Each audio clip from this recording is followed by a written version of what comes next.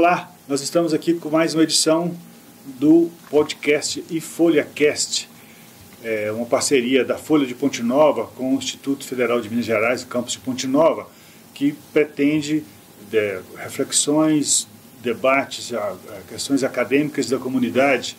Em função disso, a gente, na Semana da Consciência Negra, nós propusemos esse encontro para algumas reflexões com o professor José Costa Júnior e o professor Edson Sena. Eles estão com as nossas duas colaboradoras, a Clara e a Laila, e a gente vai fazer um bate-bola aqui para levar a vocês, tanto quanto possível, informações que possam ser relevantes. Primeiro, eu queria que os professores, eu perguntaria para o Edson primeiro, né, os fatores que determinaram a escolha da sua profissão.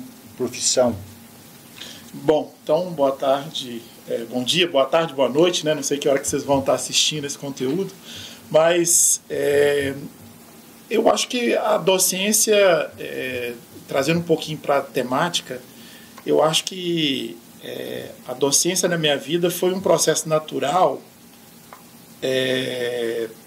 do saber, da transmissão do conhecimento. E isso vai ter um contraste com a minha parte de África, que é a questão da transmissão do conhecimento através da oralidade. Eu demorei muito tempo para sentir isso, né? Que isso foi passado, né? A gente se descobre a África. Então eu acho que a minha profissão docente, de ensinar, de transmitir conhecimento através de oralidade, eu acho que é nesses encontros com o ser africano, com o filho da diáspora africana, e com essa tradição africana da oralidade, do ensinar, do sentar em roda, de trocar ideia. Eu acho que isso foi o que me tocou. E hoje é a minha razão assim, de continuar nessa área. Professor José, o que você pode falar? Olá, gente, satisfação estar aqui com vocês, né? Agradeço pelo convite, parabenizo pelo trabalho, pela parceria, né? Todo mundo tem ouvido, vocês, as meninas. Bom, a docência na minha vida começa uma influência, né? Eu venho de um lar, uma família de educadores, né? De educadoras, no caso, né? Presença feminina muito grande. A minha principal referência, né? Eu tenho a minha irmã mais velha, né? Ela sempre foi uma educadora muito aguerrida, né? Professora de escola pública muito aguerrida em Itaboraí. E onde eu vejo a ideia de trabalhador da educação, né? A ideia do trabalhador da educação como algo muito, muito sério, talvez isso venha dela, né? Essa visão de que a educação realmente, num país como o nosso, num lugar como o nosso, é um lugar de trabalho mesmo, né? Não é um lugar de muita, nem de muita satisfação e nem de muito sucesso, é um lugar de trabalho, né? Um país que historicamente nega muito isso, então acho que por isso que os meus alunos brincam, né? A gente até conversando que agora há pouco a gente leva isso com muita intensidade, muito a sério, vem nessa função, ser um trabalhador da educação mesmo, né? Acho que foi isso que me jogou nesse jogo e me faz estar aqui até hoje. Agora a pergunta é óbvia em função do seu discurso inicial. Mas eu queria que você falasse sobre a atuação do educador numa entidade pública federal como o UFMG pode contribuir para a representatividade da população negra. Essa semana, né, eu estava Semana da Consciência, a gente faz várias reflexões internas, né, e um dos artigos que eu estava observando é da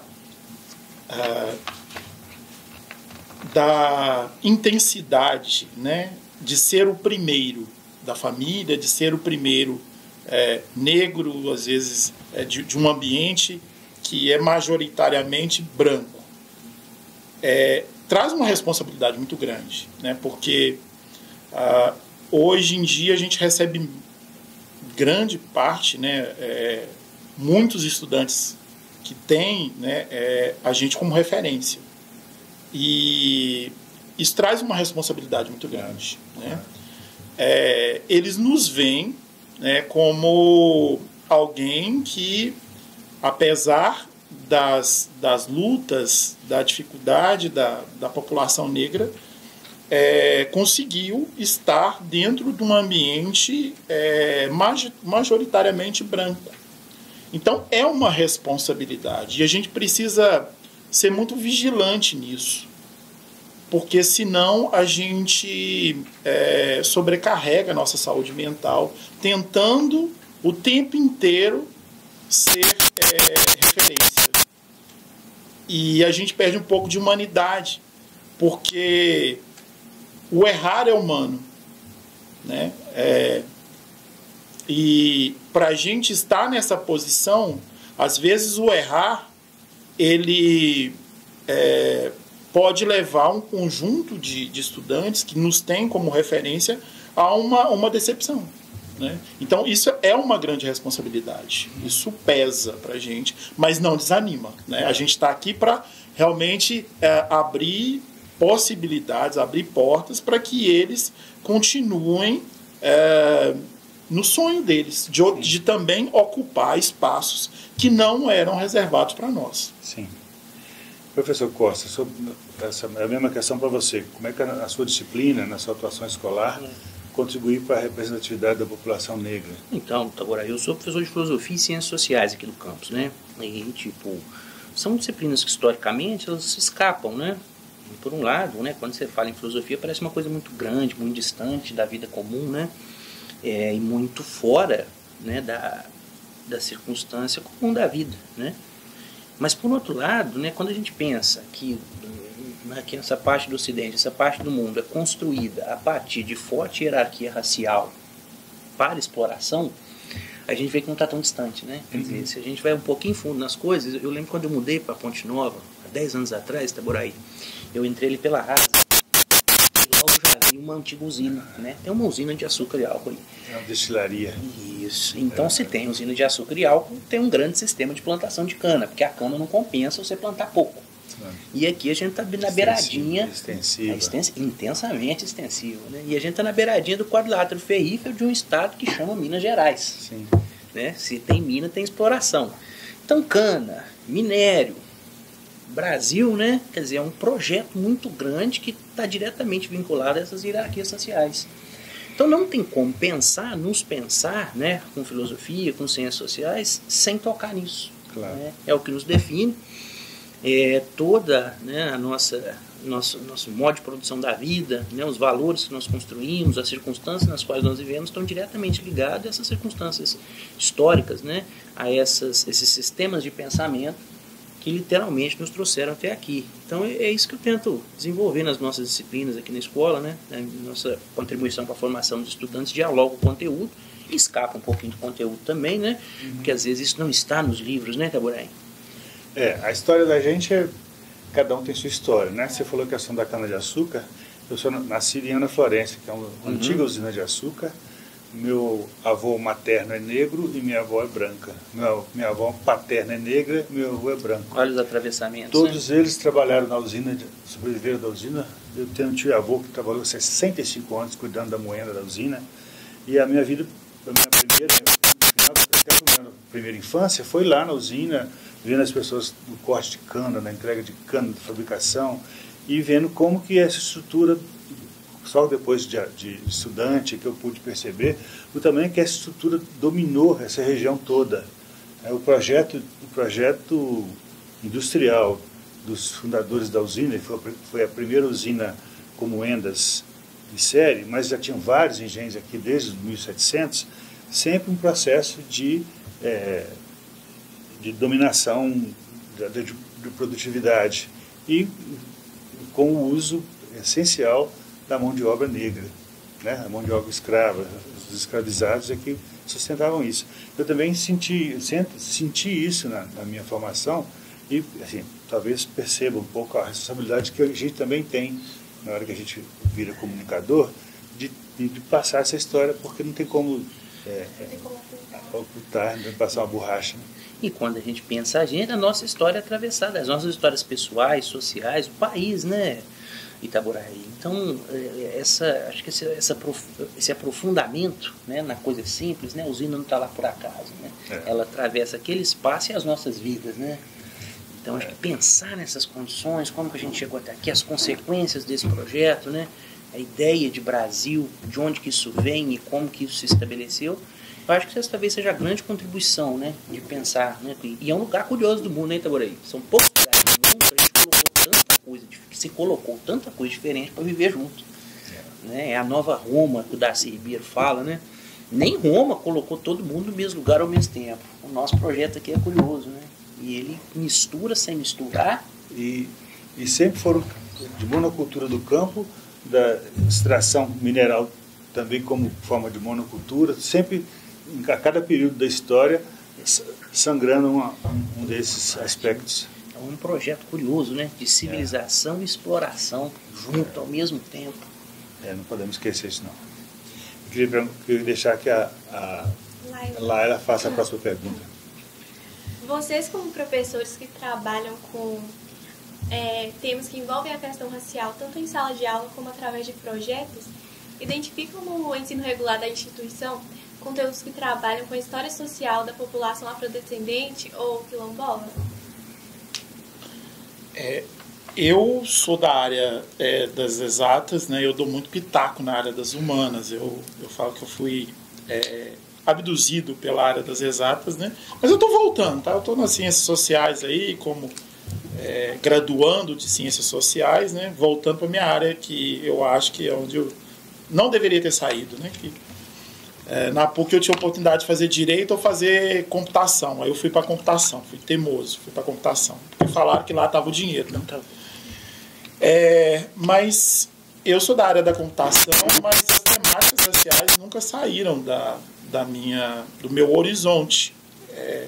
Então eu trabalho muito com os projetos, né, extensionistas, projetos de pesquisa, há muito tempo, né, com a temática racial. Desde estudo de comunidades quilombolas, Semana da Consciência Negra, projetos de construção de identidades, né? Então eu estou sempre me articulando com os professores da área de ciências sociais, né? Então eu vejo que o nosso campus ele é forte nessa questão. Tem uns colegas que trabalham intensamente nos conteúdos regulares e eu consigo suporte dessa turma que trabalha no ensino regular para me dar subsídio científico, referencial, para que eu possa conduzir os meus projetos aí junto às comunidades, né? Então eu fico muito feliz de atuar num campus onde a gente vê essa temática sempre presente nos debates, né? E eu cheguei em Ponte Nova, vi o José falando, né? Eu até voltar um pouquinho na questão, quando eu venho de uma universidade que estava no noroeste do estado, o FVJM, o NAI, e era um campus agrário, né? Um campus, uma fazenda experimental. Então, uma população majoritariamente branca. O agronegócio movimenta muito aquela região, né? Grande produtora de grãos, então uma cidade muito embranquecida. Quando eu vim para Ponte Nova, eu cheguei, população negra latente, pulsante, eu pensei, estou no meu lugar, né? Eu me identifiquei muito com essa comunidade e foi amor à primeira vista, né?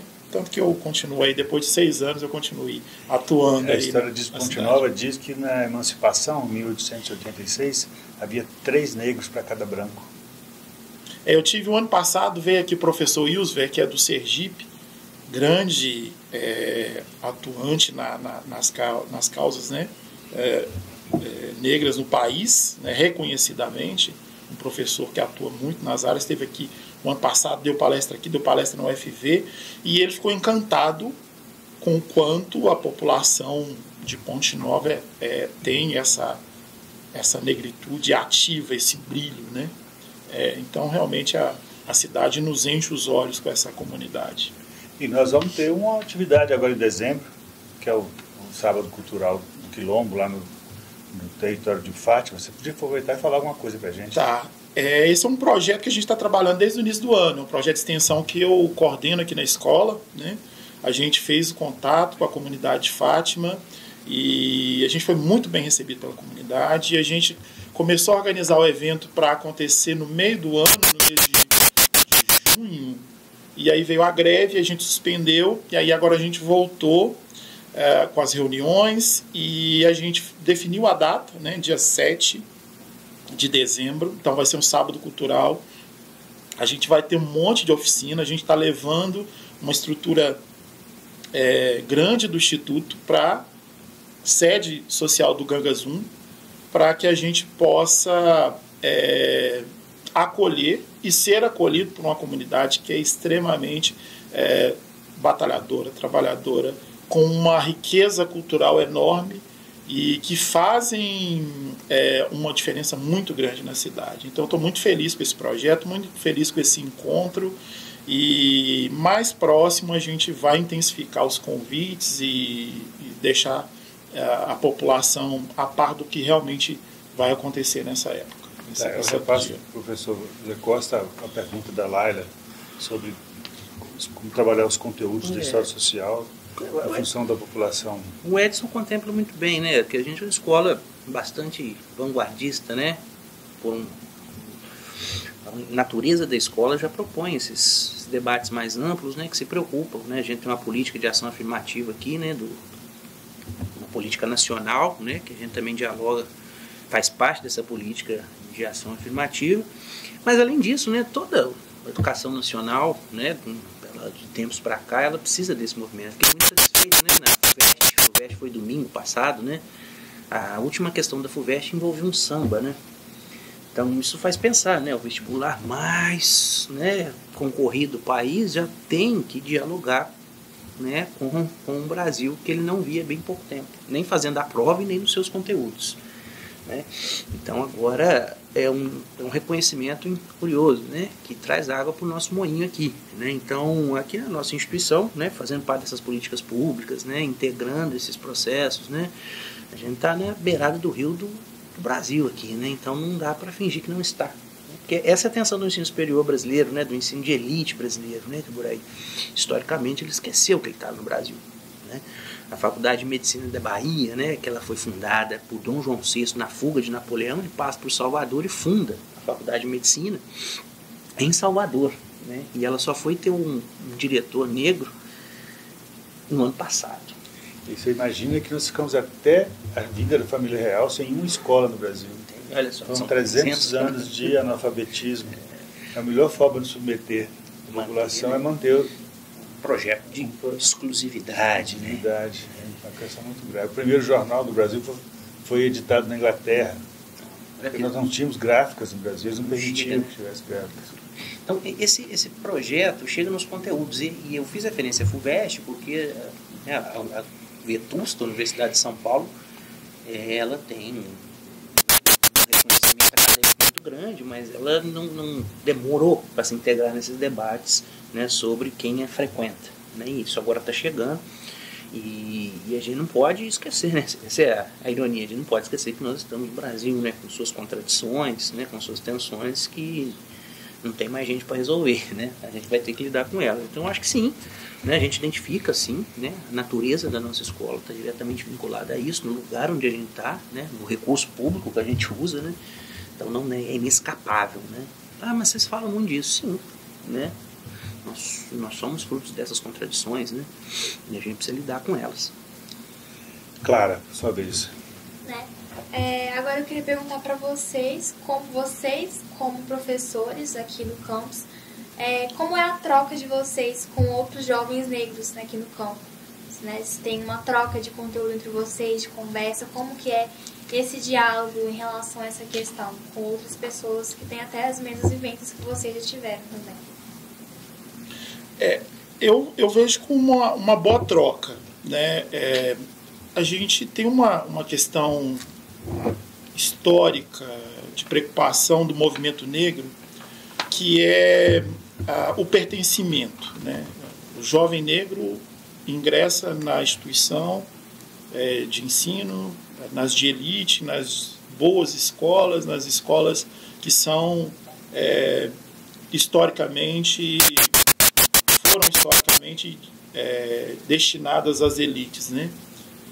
Então há uma preocupação do pertencimento, né, desses jovens. E a gente aqui no campus, eu vejo que a gente é um pouco de farol para esses meninos, né? Eles nos procuram, eles têm problemas, eles às vezes precisam de descobrir como que funciona a escola. Então eles já veem a gente como uma oportunidade de trocar uma ideia, já vê um conforto, né? Eu me lembro o ano passado, acho que foi o ano passado, que eu cheguei para dar uma aula, primeiro dia de aula, numa sala, numa turma, e tinha uma menina negra bem retinta, e ela olhou para mim na hora e falou: olha que legal, eu tenho um professor preto, retinto, igual a mim. E eu falei: você vai encontrar alguns aí, né? Mas eu tô aqui, né? Então, eu tenho uma troca muito boa. A gente encontra nos corredores. Eu não atuo em todos os cursos da escola, em todas as turmas, mas por causa dos projetos, a gente está sempre estabelecendo conexões, a gente está sempre trocando algumas ideias, né? Há muito o que fazer? Né? A gente falou da gente trabalhar esses conteúdos no ensino regular.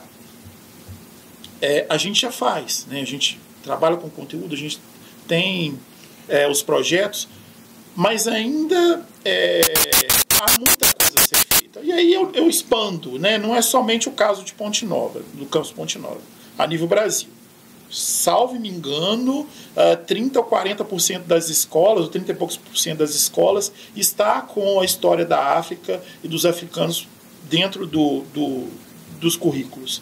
Então, expandindo do nosso campus, que a gente fala para o mundo, ainda há muito a se fazer quanto ao pertencimento. Então, a partir do momento que o jovem negro ingressa e ele vê a história contada a partir da ótica do povo dele, não só ocidental, europeu, norte-americano, ele se sente mais acolhido, ele se sente mais parte daquele ambiente. Então, essa troca a gente tem, mas a gente precisa aprofundar. Eu falo isso a nível de país. A gente precisa trabalhar essas questões ainda. Antes de passar para o José, eu ia comentar antes, eu achei muito interessante que você falou que você é de exatas. E eu lembrei que você realmente dá aula de exatas e eu achei muito interessante que mesmo não sendo da área temática que você formou, você continua abordando essas questões, sabe? Porque a gente vê muitas pessoas que se formam e acabam que não falam sobre as suas raízes, não falam sobre as suas histórias, e seria muito importante se todas as pessoas pudessem compartilhar isso nos ambientes que elas trabalham, porque eu vejo que você, tanto quanto o professor José também, são grandes referências aqui no campus, sabe? Os jovens negros, principalmente, já vieram falar muito comigo sobre essa questão. E eu falei assim, gente, que legal, porque não é da sua área, sabe? Ciência e computação que você formou, né? Justamente, eu sou de exatas, mas sempre com o pé, né? Porque eu venho da Universidade Católica, e aí eu tive cadeira de filosofia, de sociologia, tive cadeira de cultura religiosa, tive um professor fantástico, cheguei na disciplina de cultura religiosa, eu falei, bom, agora vai ter o terço 1, terço 2, terço 3. E nada, eu tinha um professor que chegou, gente, isso aqui é o candomblé, né? Isso aqui é a Umbanda, isso aqui é o Islã, isso aqui é a religião dos muçulmanos. Então, eu falo que a minha construção de identidade, ela parte dentro desse ambiente acadêmico que eu cheguei para estudar conteúdo de exatas eurocêntrico e fui cooptado, fui capturado por essa beleza do ensino da humanas, da filosofia, da sociologia, de ver o outro, de enxergar o mundo sobre os olhos do outro, enxergar as culturas diferentes. Isso é fantástico, eu falo isso sempre com o José. Às vezes porque agora eu estou fazendo ciências sociais, às vezes 10 horas da noite, 11h30, acho que é a última vez, eu estava lendo sobre... Era Escola de Frankfurt, né, José? 11 horas. Falei, gente, José, desculpa te incomodar esse horário, mas isso aqui que eu acabei de ler é fantástico. Né? Então, isso mexe muito comigo, essa troca. E eu gosto muito de aprender, eu gosto muito de estudar. Né? E isso, essas descobertas têm mexido muito comigo. Agora passando para o José. A conexão... Nós somos brasileiros, né, Lara? Então, Aninha. Então, Clarinha, ser brasileiro já nos conecta de várias formas, né? E toda né? A gente é fruto de vários encontros, como eu falei, e tem certas coisas que todo mundo traz, né? É impossível ser brasileiro e não estar vinculado ao futebol, porque não é brasileiro, é inglês, mas a gente fez alguma coisa. É impossível ser brasileiro e não ter o impacto do samba, de uma cultura fortemente, né, pautada num negócio muito simples, que é bater e fazer barulho. E também, né, com as nossas experiências pessoais, a gente vai trazer a capoeira. Então, todas essas dinâmicas diaspóricas, né, que vêm de outros lugares do mundo, que dialogam com o que a gente traz, são portas de entrada, né? E eu tento através disso, né? A gente está dando aula de iluminismo francês, mas é possível pensar os meios como esses caras vão trabalhar o corpo. E como que vai acontecer aqui, nos anos 20 e 30, um diálogo com o corpo, e a gente vai construir uma passarela do samba para civilizar o samba. Então todos esses conteúdos vão atravessar a partir dessas portas de entrada, né? Esses diálogos com o que nós temos aqui, aquilo que o mundo nos impõe, nos oferece. Eu tento chegar com os alunos por isso, né? Acho que é um jeito da gente afirmar, né? Um projeto de afirmação cultural, um projeto de afirmação das nossas visões de mundo, né? Eu acho que isso ajuda muito no dia a dia, né? Principalmente, né, para nós que fomos expostos a relativamente pouca cultura do mundo, né? Eu acho que quando a gente entra, né, a gente vai estudar a Copa do Mundo, né? Por que certos lugares não vão ter sucesso na Copa do Mundo? Ou por que outros lugares vão ter tanto sucesso, né? A gente aprende um pouquinho da história trágica do mundo, né?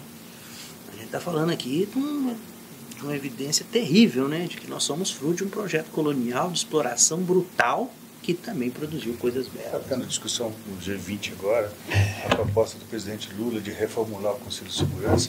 Por mais que os 100 e tantos países discutam e tenham suas posições, quem decide são 5. Né? Que mundo é esse? A promessa não era liberdade? É uma questão grave, né? E tá a própria, né? Essa ideia, quer dizer, uma situação comum de como que a gente vai organizar o poder do mundo ainda é definido por alguns, né? Então, como é que é isso? Né? Quer dizer, o poder das nações, né? De onde vem isso? O que sustenta isso? Por que é assim até hoje, né? Então a gente atravessa isso de várias formas, e é a vida do sujeito, né? Pô, precisa de reduzir a fome no mundo. Tem comida para todo mundo, mas por que não chega? Ou por que chega comida de baixíssima qualidade, né? Debate sobre ultraprocessados. Quem come ultraprocessados? Né? São os condenados da terra? Né? É gente que não é gente? Então são todos esses aspectos cotidianos, Clarita, que eu acho que trazem uma porta de entrada, né? Porque nós vivemos a contradição. Isso aqui é uma contradição, né?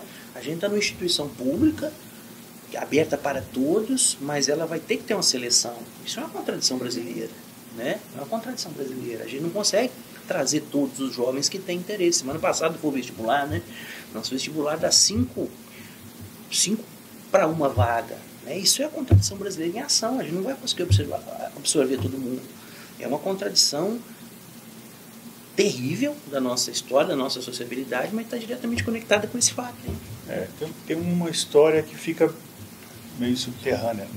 A edição de aniversário do Ponte Nova agora, nós nos propusemos a discutir com as escolas municipais os projetos que eles desenvolveram sobre a questão de inclusão social, questão mental, questão de saúde, e fizemos um trabalho muito bonito, e muitas pessoas me procuraram. Nós não sabíamos que a rede municipal de ensino produzia esse tipo de conteúdo, e está engateando ainda, mas está fazendo isso com uma força que eu achei bastante reconfortante, né? Eu imagino como no âmbito do Instituto. Então, é sempre luta, né? É sempre dificuldade. Então, isso é uma conexão muito grande. A gente esquece, né? A colônia passou, o imperialismo passou, as imposições culturais de gente superior passaram, não, né? Elas são latentes, elas estão no mundo, né? Talvez seja, a gente está falando da Semana da Consciência Negra, não é? Mas a questão não é necessariamente o racismo, também, mas é a consciência de que o mundo ainda é operado nessas tensões entre quem recebe completamente o fato de ser gente completa, com direitos, dignidade, e quem não recebe, né? E a gente vê isso claramente. Pô, a gente está falando aqui de uma contradição, né? Está aberto para a escola pública, a escola é para todo mundo, né? Mas quem vai chegar? Quem vai chegar? Quem vai ter sucesso nessa empreitada também? Bom, é uma pergunta que eu queria fazer para vocês é sobre como é que vocês trabalham temáticas da educação antirracista. Só para deixar de público aqui, eu estou divulgando o calendário da Semana de Consciência Negra do IF, é um calendário bastante extenso, eclético, que, acredito eu, vai ser bastante produtivo para a formação de opinião, crítica principalmente. Mas ainda assim, eu preciso perguntar para vocês isso. Como é que vocês trabalham a questão para a educação antirracista em sala de aula? A gente falar da educação antirracista, a gente precisa tratar, né, que é uma chaga aberta, é uma fratura exposta, e não dá para essa tratativa fugir do debate, né? A gente não pode se omitir de falar que existe e que nós precisamos falar de quem tem acesso a direitos, a dignidade, né? De que forma que essa população majoritariamente preta do país, mas minoritariamente em direitos, foi, com o passar da história do país, sendo deixada às margens, né? Então isso tem que ser ponto de pauta contínuo, porque gera desconforto, é desconfortável. É uma temática que é desconfortável, mas essa temática ela tem que vir ao debate. Não dá para a gente ficar na nossa zona de conforto do nosso conteúdo chapa branca e deixar de falar de tema que vai ser desconfortável, porque a gente está falando de privilégio, de um privilégio de cor. E isso é latente. Mas nós estamos atuando na formação de gente. E a formação de gente passa pelo reconhecimento de que tem gente que não consegue ter acesso a direito. Então esse debate ele tem que ser contínuo, né? Uma das nossas diálogos, né, na Semana da Consciência Negra, é que nós precisamos criar uma agenda de que o debate da Semana da Consciência Negra ele se perdure ao longo do ano, porque é um processo contínuo. As lutas são contínuas. Essa fratura exposta ela é contínua. Não é só um assunto de hype em rede social. A gente precisa tratar. A gente precisa tratar dentro do ambiente onde a gente está formando gente. Então, essa é a minha visão a respeito desse ponto. É interessante você falar isso, porque no domingo passado eu acompanhei a missa do Dia Mundial dos Pobres, que foi realizada dentro do galpão de reciclagem da cooperativa dos catadores de Ponte Nova. Um ambiente totalmente inesperado para que se tivesse uma celebração.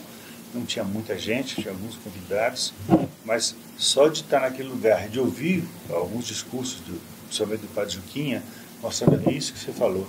A gente tem que estar aqui, esse pessoal tem que ter voz, esse pessoal tem que ter vez, eles têm não é só carência, não é questão de sobreviver, é questão de cidadania. Eu achei muito relevante esse posicionamento desses padres ao levar essa discussão para lá. Tomara que seja uma rotina aqui, né? E gostaria muito que outras religiões também se abrissem para essa perspectiva. Mas eu passo para você agora a bola. Acho que é o cotidiano, né? Acho que a gente tem que partir sempre dos cotidianos, né, Itaboraí? A gente tem, né, as grandes hipóteses, os grandes conjuntos teóricos, né? E às vezes uma capa da Folha de Ponte Nova, né? Ele dá o que pensar. Eu acho que na capa dessa semana tem um crime e fundamental, aí debaixo tem a missa, né? Tem o evento dos capoeiristas. Então a página da Folha de Ponte Nova é um ótimo tópico, né? Porque ela mostra as contradições brasileiras, né? Ela mostra a afirmação de uma cultura que não teve, ela mostra um diálogo entre um cristianismo que produziu, né, um estímulo reflexivo no professor Edson, ela mostra a brutalidade do projeto de exclusão da colônia, né? Então acho que o cotidiano ele é muito rico, né, Itaboraí, pra gente pensar, né? E é claro, a gente precisa estudar, né, Itaboraí, porque a gente não pode deixar o exercício compreensivo, né, ele demanda tempo, né, ele demanda recursos, e aqui a gente tem né? Tem uma possibilidade grande, né? Que os estudantes estão envolvidos, são aplicados, conhecem o próprio tempo, né? Então não é só a ideia do militante, é a ideia da compreensão, né? A compreensão das próprias circunstâncias, do próprio mundo, né? E ver isso como um processo normal, não como não, né? necessidade de ter que se afirmar. É uma questão normal. Né? Você precisa se localizar no mundo, né? Entender, né? O que levou, o que nos trouxe até aqui. Então eu acho que nada melhor do que partir do cotidiano, ter um olhar apurado, né? A gente vive, eu fiz referência à capa, a gente vive numa sociedade imagética, né? Então a gente tenta pensar isso muito com os estudantes, né? Se olhar para o mundo, se atentar seu olhar, porque aquilo ali não é só o que você vê, né? Você vê, mas você enxerga outras coisas, tem outras camadas, né? Outras dimensões. E talvez seja esse o grande ponto, né? Que a gente tenta colocar para os estudantes. E aqui a gente, né, devido a essa série de circunstâncias, a gente tem estudantes muito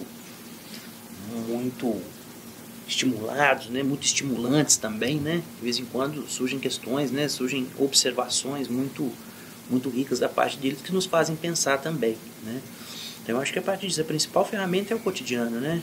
Uma volta, subir a avenida ali até a sede, até o centro da cidade, né? Ele já nos faz pensar bastante, né, Você imaginar que nos anos 40 os negros podiam andar de um lado da avenida e os brancos do outro lado. Eles não podiam. Um dia teve um atropelamento, parece que teve uma discussão muito grave por causa de quem era preto e branco, e fizeram um processo que eu não sei como é que aconteceu, mas que rompeu com essa forma de exclusão. Isso que eu estava pensando faz muito tempo. Né? Nos anos 40 né? Não tem... Os alpenos, às vezes a gente está subindo a avenida ali, durante muito tempo, relativo tempo eu morei aqui no centro, eu subi a avenida e gostava de ver o ano das casas, né? São sobrados as casas, né? Então as ruas dialogam, né? Acho que a rua dialoga, coisa mais lá, pedrinha miudinha do cotidiano ali, ela é estimulante, né? E a partir do momento que o estudante passa a olhar isso com mais cuidado, aí a gente ganha muita coisa, porque o conteúdo vem depois, né? E aí ele vai ter toda uma... Né, talvez aí a função nossa é oferecer para ele conteúdos mais complexos, que ele possa ler aquilo com mais riqueza. A história de Ponte Nova permite algumas visões, eu me permito refletir com vocês. Quando a cidade cresceu para Palmeiras, a partir de 1894, e eles urbanizaram em torno da fazenda, que é a sede da Escola Auxiliadora hoje, e fizeram as ruas todas tinham nome de tribos indígenas. A primeira coisa que as pessoas fizeram a partir dos anos 30 foi tirar os nomes dessas ruas para personalidades locais que eram proeminentes porque havia um sentido de que as pessoas lá se identificavam com o índio, porque lá tinha uma aldeia indígena, um cemitério indígena, e eles não conseguiram manter isso como história da cidade. Hoje são poucas ruas com Ponte Nova que já tem o Guarani, o Caraíbas, são poucas, mas todas eram nome de indígenas. A urbanização foi interessante, mas não conseguiu. Olha só que cotidiano legal que faz pensar, né? Uma vontade de ser civilizado, de abandonar o atraso. Só que esse projeto civilizatório literalmente apaga o que passou em nome do avanço e do progresso. Só que avanço e progresso para quem? Para todo mundo, não é? Parece... o pessoal brinca o Rio de Janeiro, né? O Rio de Janeiro é uma cidade feita para expulsar franceses que um dia esqueceu que era africana e tentou ser francesa. O Villegagnon tentando invadir a França Antártica, né? Não, agora a gente não é mais, a gente agora é francês. Vamos lá, Laila, sua vez. Bom, na opinião de vocês, as políticas de ações afirmativas corroboram com o combate ao racismo na sociedade? Olha lá. José, começa. Assim, né, pergunta fantástica, né? Às vezes tem uma incompreensão, né, das ações afirmativas na sociedade brasileira, né, Laila? No senso mais comum, quando se fala em ação afirmativa, a coisa que primeiro se pensa é raça, né? Eu aproveito o espaço, a gente precisa ficar muito atento a isso, né? Porque quando a gente fala em ação afirmativa, a gente reconhece várias coisas, né? Um primeiro aspecto é que as políticas de ação afirmativa estão diretamente vinculadas à escola pública, né? Se eu tenho 100 vagas de um processo seletivo qualquer, 50% dessas vagas elas estão na ampla concorrência e os outros 50% estão vinculados à escola pública. Então é o primeiro critério. Um segundo critério está ligado à condição econômica, né? Com a revisão da lei recentemente, são metade das vagas estarão destinadas para famílias que ganham menos de um salário per capita. E só depois, né, que veio uma distinção que envolve, né, os descendentes da diáspora e, né, das populações indígenas. Então, não é o primeiro critério, né? Então, as ações afirmativas, elas têm um reconhecimento de que a escola pública, ela tem um desafio no Brasil. Então, esse é a primeira coisa a se pensar, né? E dentro das ações afirmativas, tem um espacinho lá, né? Uma pequena discussão sobre critérios sociais, né? Então, elas tentam equilibrar um pouco um jogo curioso, né? Elas têm relativamente pouco tempo, né? No mês do século XXI, com a Universidade Estadual do Rio de Janeiro, que vai começar um debate sobre ações afirmativas, e depois ele vai entrar no sistema federal, que diretamente nos impacta, né? Eu acredito que sim, né? Tem uma questão aqui relevante, né? Um reconhecimento importante de que, né, historicamente, o Brasil não entrega cidadania para todos, né? Mas, por outro lado, também esconde tensões, né? Porque a gente, de novo, né, mascara dificuldades, porque como é que vai manter isso, né? É necessário um projeto mais robusto de equilíbrio dessas diferenças, né, que envolve diretamente a condição como as pessoas vivem, né? Então, ele é um projeto temporário para tentar equilibrar um pouco das nossas dificuldades. E aqui a gente é muito satisfeito, né? Funciona muito bem aqui no nosso âmbito, né? Quando eu e o Edson estudamos na graduação, essas políticas não existiam, né, Edson? Não. Mas quando a gente chega aqui, né, nos institutos, nas universidades federais, né, e uma série de outros âmbitos da sociedade brasileira, elas são muito bem-vindas, né? Mas para o debate público nunca foi tão importante compreendê-las, né? Porque as ações afirmativas, elas dialogam com a nossa história, com o nosso presente e, consequentemente, com o nosso futuro. Então, ao mesmo tempo que elas corroboram com o combate ao racismo, elas tornam ainda mais evidente o fato de o racismo estar presente na nossa sociedade. Né? Como toda boa contradição, né, ela nos faz pensar, né? Quer dizer, para que precisa? O que ela vai resolver? Né? Quanto tempo a gente vai precisar? Então, ao pensar nisso, né, você fez na sua inscrição, né, do processo do IF, você teve que se avaliar ali, né? E, bom, eu vou concorrer em qual circunstância? Eu vou concorrer a uma vaga nessa aqui, por isso, por aquilo. Né? E surgem vários debates, né? Quer dizer, o critério de autodeclaração, que já não existe mais, agora tem uma avaliação da situação do sujeito, né? Então, mas o primeiro ponto é lembrar disso, né? Quer dizer, elas são uma tentativa, né, de trazer um pouco mais de complexidade, né? Porque não é tão simples, não é gente que perde e vence na vida. Né? Nós temos uma história, todo mundo tem uma historicidade, né, Laila? E todo mundo está inserido num contexto, né, que é um pouco mais amplo. E acho que entender isso está diretamente ligado. O cotidiano mais comum, né? No boteco ali dá para pensar em historicidades. Bom, eu também gostaria de fazer... Você já perguntou, não é isso? Agora é a Clara que tem que fazer a pergunta dela. Essa pergunta aqui é sobre o Núcleo de Estudos Afro-Brasileiro, né, que existem algumas instituições, né? A gente queria saber o que são e quais são as ações desse núcleo aqui no IFMG. E vamos continuar. O Edson tem propriedade para isso. Então, na realidade, assim, no IFMG nós somos NEAB. Tem uma diferença. Quando é NEAB, é Núcleo de Estudos Afro-Brasileiro. No IFMG nós somos NEABI, porque nós temos um I ao final, porque nós trazemos, na concepção do núcleo, nós entendemos que nós precisamos trazer os povos indígenas conosco nessa caminhada, como frutos de uma diáspora também, né? Porque os indígenas estão sempre aí tendo as suas terras sendo invadidas e sendo colocando... E justamente, então, no âmbito do IFMG nós temos o NEABI, que é o Núcleo de Estudos Afro-Brasileiro e Indígena, né? Nós temos o NEABI instalado na reitoria, né? E esse NEABI, ele é central, ele tem representantes de vários campos do IFMG. Além do NEABI central na reitoria, vários campi têm os seus próprios NEABIs. E aí você pega o governador Valadares, tem, salvo engano, Ouro Branco tem. Então, são focos mais locais, né? Mas qual que é a função? É muito interessante porque os NEABIs nascem como núcleo de estudo, justamente pensando numa revisão de uma história dos povos africanos, dos povos indígenas, que não foi contada, que não foi presenciada nos livros de história. Porque os livros, a nossa educação tem um foco eurocêntrico, né? Então, tem algumas páginas falando de escravidão, né? E isso está acabando, né? Claro, né? Porque a gente está num processo de obrigatoriedade da história da África, dos africanos, dos povos indígenas, dos livros, né? Então, durante muito tempo, a educação no Brasil tinha muito pouco da nossa história, dos povos africanos e dos seus descendentes, dos filhos da diáspora, e uma parte pequena também dos povos indígenas. Então, os núcleos de estudo nascem nas universidades para realmente pegar tudo e tentar fazer uma revisão, né?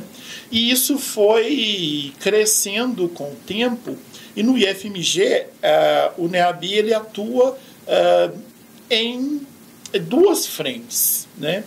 Ele atua numa frente de manter a identidade, a cultura, está sempre fomentando as atividades relacionadas aos povos indígenas e aos povos afro-brasileiros, e também tem um olhar de como que as ações afirmativas, de como a legislação relacionada aos povos africanos, aos povos indígenas, está sendo implementada.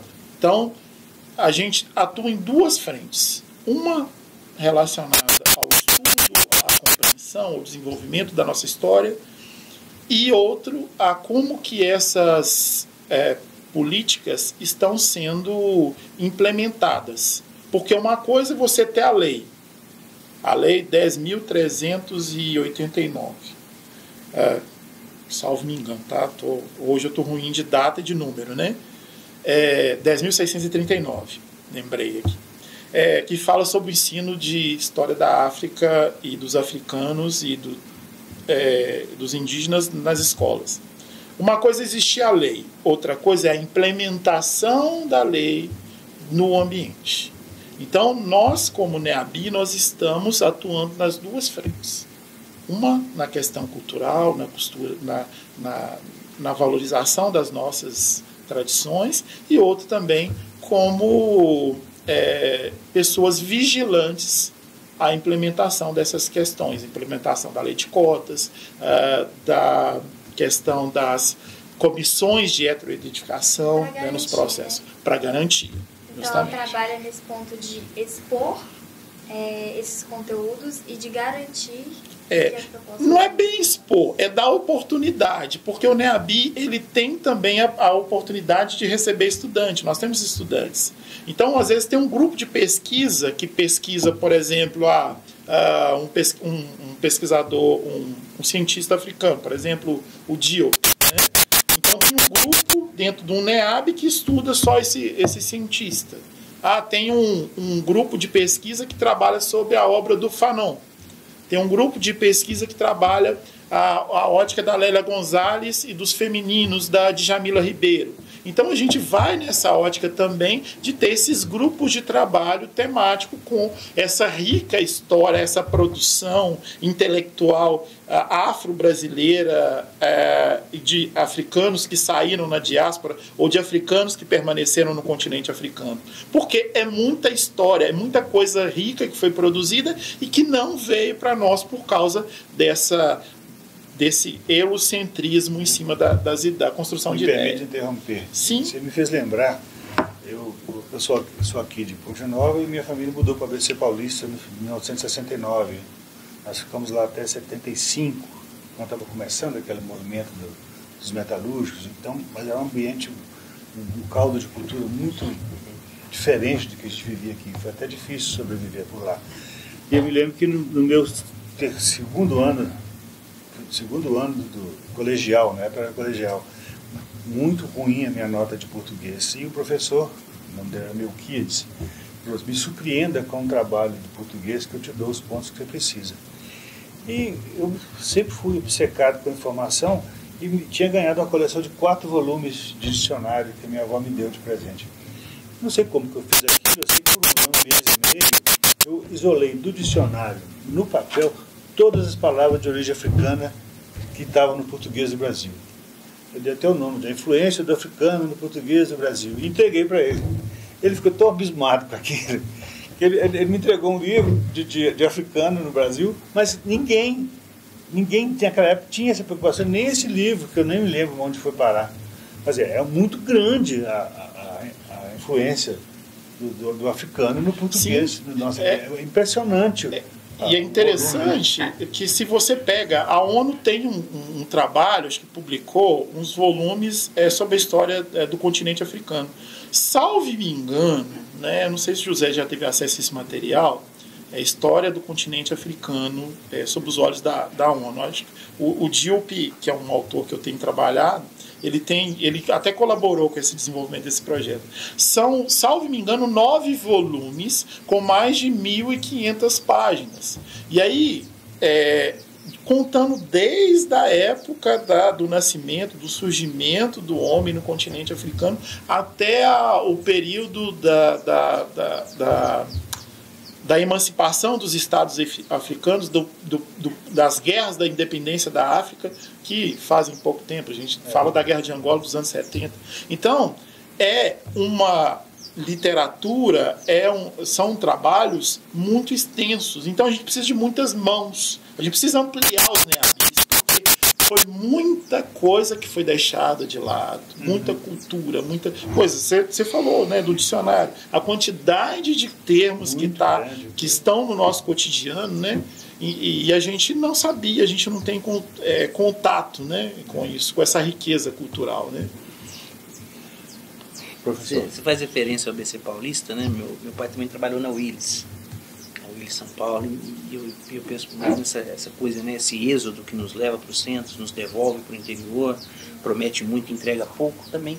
Porque o nosso debate aqui, né, é sobre convívio, né, Edson? A gente está debatendo raça, a gente está falando de pretos e pretas, mas a gente está falando do convívio, né? O êxodo de pontinovenses e mineiros dessa região vai ser muito grande naquela época. Uma vida melhor, minha família, né? Parte dela está lá até hoje. Uma promessa, né?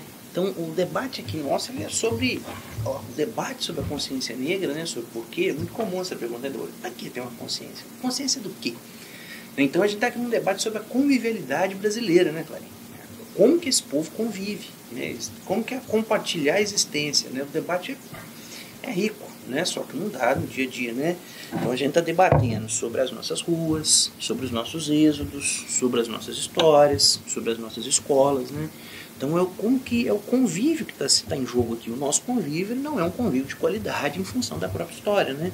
Ele coloca escalonamentos, ele coloca diferenças, ele aponta destinos, circunstâncias, né? Então o nosso convívio é terrível e a gente precisa ter uma consciência do que faz esse convívio ser tão ruim, né? E a consciência vem de uma compreensão histórica, né? De entender que certas pessoas que ao longo da história não foram consideradas plenamente humanas têm uma contribuição a fazer, têm uma história a contar, nos influenciam sem a gente saber, né? Então acho que o principal ponto, né, tanto dessas políticas públicas, dos núcleos, é lembrar isso, são debates sobre a nossa convivência, né? Esquecer disso. Pô, mimimi, isso não serve para nada, o que isso vai mudar? É justamente uma incompreensão, né? O não fazer, o não fomentar, o não apoiar, né? A gente está debatendo aqui o jeito que a gente vai viver junto no lugar, né? E se na história foi terrível, a gente precisa dar um jeito de melhorar isso o quanto antes. Eu tenho feito um trabalho, comecei agora a trabalhar com a minha família, por causa do sobrenome que é Itaboraí. Ele é termo indígena, e tinha várias discussões de que eu seria descendente de índio, pelo sobrenome que eu tenho. Aí veio uma vertente da família que diz que não, nós herdamos o sobrenome do Marquês de Itaboraí, que foi um político da província terrível, e que ganhou esse sobrenome porque ele tinha um reduto eleitoral dele na região de Itaboraí, lá no Rio de Janeiro. E um meu primo, que mora em Juiz de Fora, fez uma pesquisa, foi para Mar de Espanha, foi para Santana Ponceno, foi para Mercedes, não sei de que, várias cidades pequenas na região de Juiz de Fora, e achou, impressionante, ele achou que um fazendeiro de Mar de Espanha comprou um escravo lá em Itaboraí, com o nome de Severino, trouxe ele para cá, eles já não tinham sobrenomes, que a primeira coisa que eles fizeram foi tirar a identidade do negro, e escreveram lá, Zeferino de Itaboraí. Passou a ser o nome dele. Ele casou, os filhos deles, casou com a Felisbina, do Amor Perpétuo, alguma coisa assim, que também não tinha sobrenome, eles faziam os sobrenomes para eles. E os filhos passaram a usar o sobrenome. A gente tem que saber essa história, todo mundo, não é só o meu caso.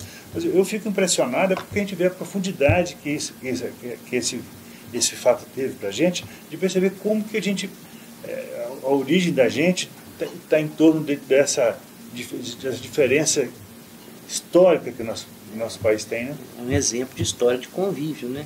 Pessoas convivendo, algumas na subalternidade, outras na humanidade plena, gente poderosa, gente que não é, tentando sobreviver e construir um destino comum, né? Quer dizer, esquecer disso, né? Então, a minha resposta para isso, para quê, é a sua história, né?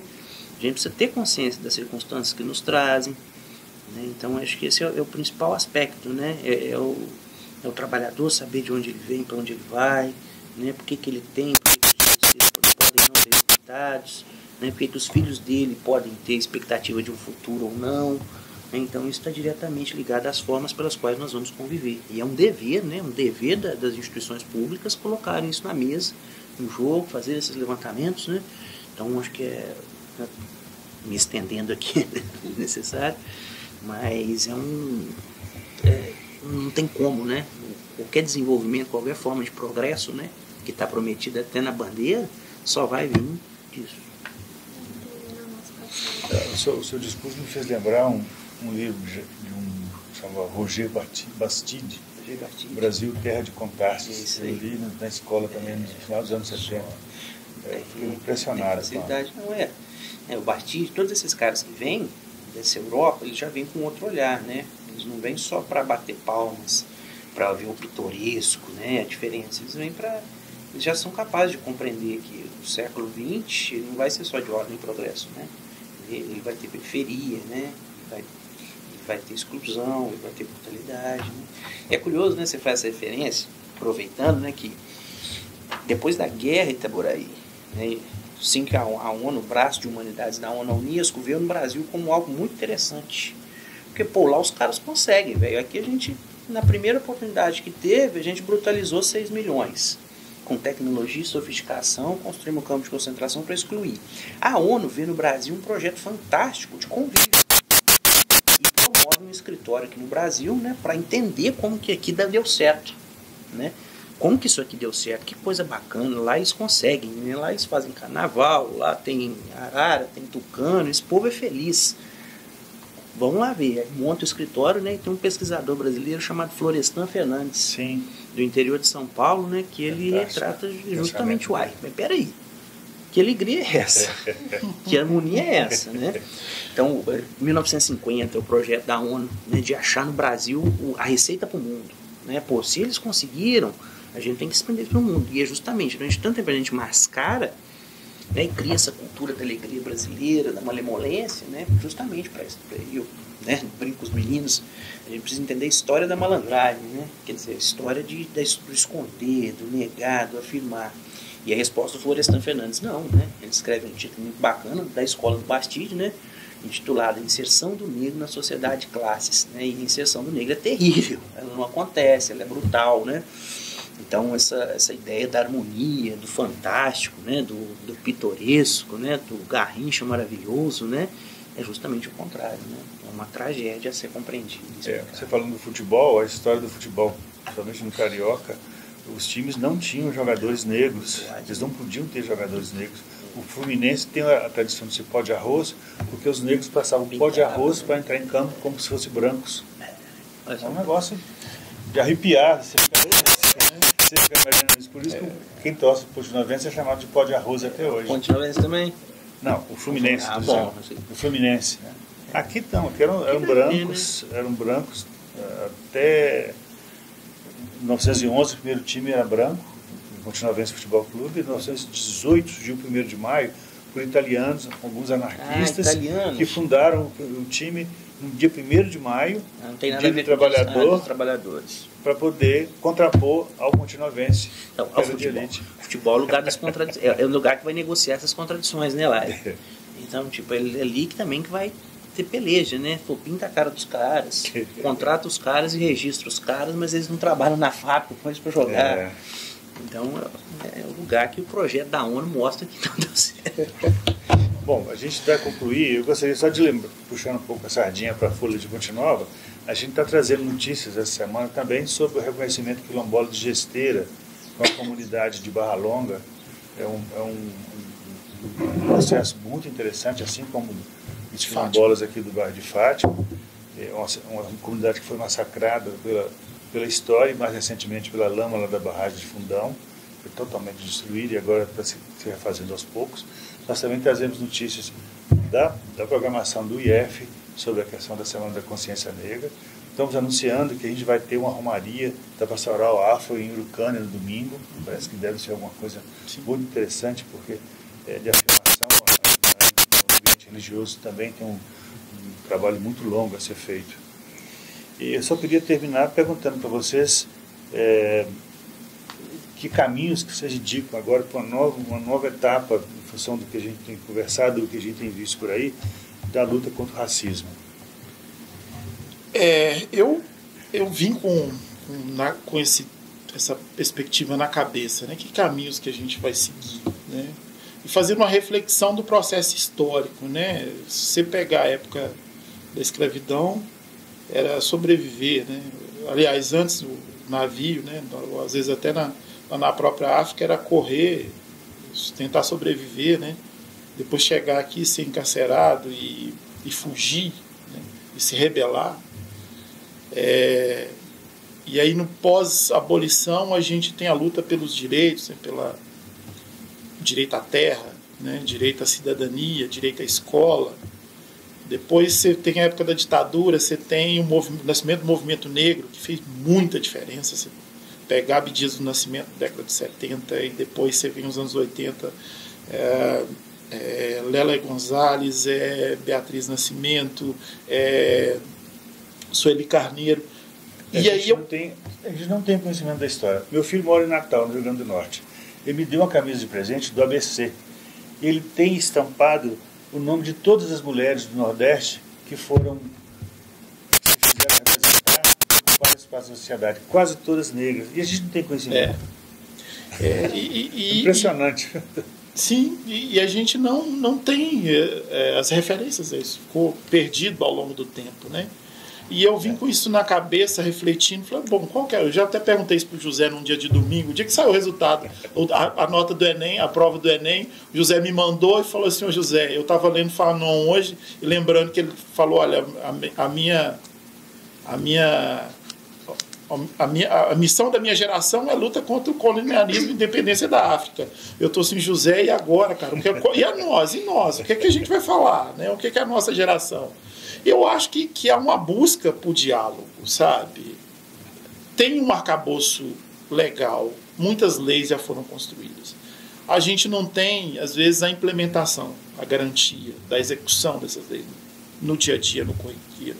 E eu acho que isso parte para um ambiente de diálogo. A gente precisa conversar, a gente precisa desses ambientes, como a gente está aqui agora, revivendo a história de Ponte Nova, com um cara do interior de São Paulo, um cara que é do leste de Minas Gerais, que não somos daqui, e a gente fazendo essas articulações. E há um longo caminho a seguir, mas a gente precisa falar sobre isso, a gente precisa conversar, a gente precisa entender um pouco dessa história, como que esses arranjos, que esses acordos foram sendo construídos ao longo do processo. O José trouxe uma questão importantíssima sobre o Florestan já já tentar romper com essa ideia da ONU lá nos anos 70, né? 50, anos 50. Nos anos 50, né? E aí agora a gente saiu uma pesquisa que mostra que acho que 60% dos brasileiros já tem uma percepção do racismo. Então, se a gente fizesse uma pesquisa dessa nos anos 80, a gente teria 10%, 12%, 15% com essa percepção. Então, nós estamos tendo avanço. O reconhecimento do racismo é um avanço. Reconhecer que o racismo existe, reconhecer esses conflitos que a ONU não enxergava, né? Isso já são caminhos. A gente reconhecer privilégios e a gente sentar para dialogar, a gente sentar para conversar. E isso ao longo do processo. A gente reconhecer as comunidades tradicionais. Isso que você falou da comunidade lá de Gesteira, a comunidade Fátima, todo esse povo quilombola que vivia tentando sobreviver, tentando encontrar um lugar no espaço para ser gente. A gente precisa de conexão. O Instituto Federal é uma instituição que faz um impacto muito grande na sociedade. Em Ponte Nova, nos 18 campos que ele faz. Ter conexão, articular com essas comunidades, os saberes tradicionais, saber o que essas comunidades produzem de cultura, de conhecimento, de saber. Os arranjos produtivos dessas comunidades. Isso é essencial para a gente combater essa prática, essa fratura aberta que nós temos na sociedade. Professor? Assim, a resposta do Edson é bem completa, né? Hoje, né, Itaborá, existem muitos recursos, né, muitos caminhos, houveram avanços, né, mas ainda existem muitas tensões, né? Tem uma pesquisa curiosa, né, do Latino Barômetro, quando o Brasil completou 500 anos da invasão portuguesa no ano 2000, né, a pergunta do Latino Barômetro é a seguinte: existe racismo no Brasil? Né? Mais de 95% das pessoas diziam que sim. E elas perguntavam o seguinte na resposta: você é racista? Não. Então existe um gap, né? Existe uma grande percepção do racismo, isso no ano 2000, né? 25 anos atrás, 24 anos atrás. Existe a percepção do fenômeno do racismo, que ele está aí, a gente só não sabe onde, né? Então a pergunta fundamental é agora: se não tem racistas, como não tem racismo? Essa é a pergunta fundamental, né? Então o racismo, ele não está entre nós, né, do ponto de vista individual. Raramente a gente vai encontrar uma pessoa que se declara abertamente racista, porque isso também é crime, né? Mas onde está esse racismo que a gente não vê? Então ele está tão entranhado nas circunstâncias mais básicas do cotidiano que é natural, né? Ele foi construído, né? É uma situação social que foi construída a partir disso. Então, mesmo que nós não sejamos racistas, né, como a pesquisa bem indica, e eu imagino que hoje seria maior ainda, né, a negativa dessa pergunta, ele está entre nós, né? Ele é um meio, ele é uma coisa, né, que se movimenta nas nossas estruturas, nas nossas instituições, nos nossos futuros, nas nossas escolhas, né, nas nossas histórias, né? Então não dá para negar, né, que a construção de um modo de vida pautado em hierarquias raciais, ele dialoga com a nossa condição hoje. E por mais que a gente diga que não faça parte dessa chaga, né, ele está no meu currículo de filosofia, que tem forte tensão racial. Ele está na tecnologia, que hoje vai continuar explorando certas pessoas do mundo atrás de minérios fundamentais para fazer os nossos celulares. Ele vai estar na nossa estrutura política, cujos responsáveis são descendentes de pessoas que usufruíram dessa hierarquia racial. Ele está, mas está em tudo, provavelmente. Nessas paredes, nesse ar, e a gente precisa ser muito cuidadoso, né? E é sobre isso que a gente precisa ter consciência. Então, a resposta aqui, né, a questão é essa, né? Um olhar, né, um enxergar um pouco mais sofisticado para a gente ser cuidadoso, porque a resposta que a gente vai dar para isso é que vai determinar a qualidade do nosso convívio para o futuro.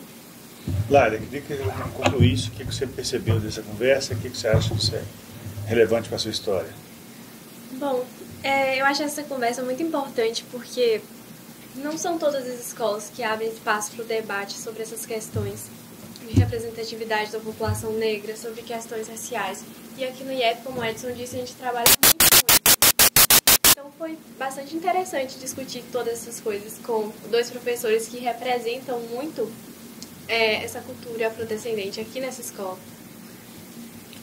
Claro. Eu também, mesma coisa da Laila, porque a gente fala bastante aqui, né, deveriam falar mais, né, em todos os locais, mas eu não lembro da minha infância, nem antes de eu vir aqui para Ponte Nova, de ter esse tipo de debate, ter esse assunto na minha escola, né? Eu era de uma cidade menor daquele de Ponte Nova, então não era um assunto recorrente, sabe? Não era algo que era reconhecido. E uma coisa que ficou, pelo menos em mim, né, que eu percebi muito aqui, que nessa conversa, que é importante da gente olhar para o nosso passado para entender o nosso futuro, né? Da gente olhar as marcas do passado e entender como elas podem estar contribuindo com novas marcas que estão surgindo agora, né? E reconhecê-las para que não se repita, né? Porque a história seja diferente do que ela foi no passado. Muito bem, queria agradecer esse espaço que a gente pôde dividir com vocês. É muito importante a contribuição dos professores.